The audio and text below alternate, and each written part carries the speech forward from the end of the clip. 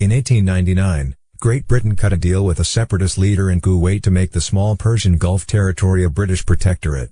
For the British, severing Kuwait's links to Ottoman Iraq made strategic sense, by empowering Kuwait as a separate entity with a foreign policy subordinate to Britain's own. The British India office was able to stymie a German plan to build a railhead on the Persian Gulf. Pakistan may be riding high after the Taliban victory in Afghanistan. Many of Pakistan's most senior officials celebrate American defeat. This should not surprise anyone. While the United States and Pakistan were allies during the Cold War, the bilateral partnership was always fraught. Pakistan, with reason, resented both that they were America's second choice and successive U.S. administrations treated them as a fair-weather friend, embracing the Pakistanis when the United States needed the country's assistance, but ignoring if not sanctioning them when Pakistani support was no longer important for the problem at hand. Never have relations been so strained though. Both Prime Minister Nawaz Sharif and then incumbent Prime Minister Imran Khan sold out Pakistan's sovereignty to Chinese investments. With America's withdrawal from Afghanistan, China seeks a new advantage. Already rumors are rife that the Chinese military will take over operations of the Bagram Air Base and seek to dominate the production of Afghan rare earth production.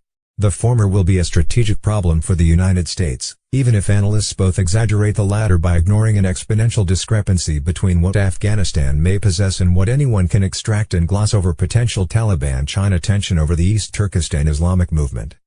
The Biden team may be strategically short-sighted, but a new crop of Republicans, and many Democrats, resent Pakistan's role derailing Afghan peace and prosperity and its empowerment of the Taliban. An even broader group of American policymakers, including President Joe Biden and his predecessor Donald Trump, justify the American withdrawal because of the need to counter China. As Pakistan's cachet plummets in Washington and fear of China grows, the possibility that a future American administration may try a Kuwait solution with Balochistan grows. Balochis have their own language and a separate identity.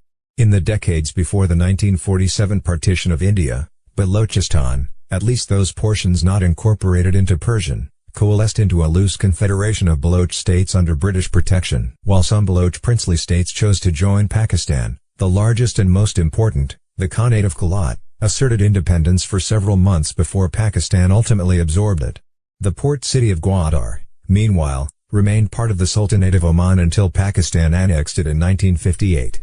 Today, Gwadar is among China's most important investments in Pakistan. It is not only among the most important ports in China's Indian Ocean string of pearls strategy, but it is also the outlet for China's multi-billion-dollar China-Pakistan economic corridor.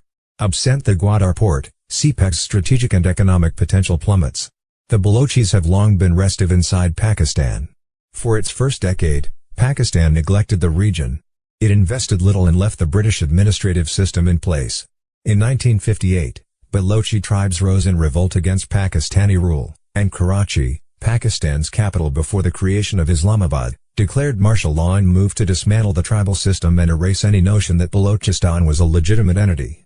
Against this backdrop, the Balochistan People's Liberation Front inaugurated a low-intensity guerrilla campaign.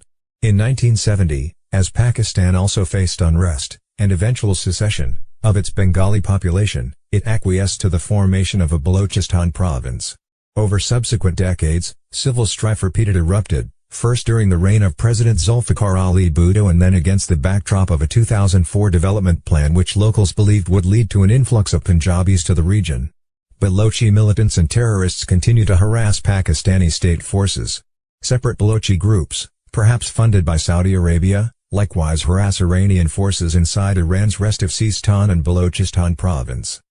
As Pakistan not only turns away from the United States but, through its Taliban proxies and China, tries to humiliate Washington, a new generation of American strategists, policymakers, and intelligence professionals may reconsider the red lines that have governed bilateral ties since the Truman administration. Bangladesh, after all, split away from Pakistan and is now a stable and moderate country. It is increasingly conceivable that a new generation of U.S. policymakers less trustful of Islamabad and less concerned with Pakistani sensibilities may question whether it would be a U.S. interest for Balochistan to follow suit.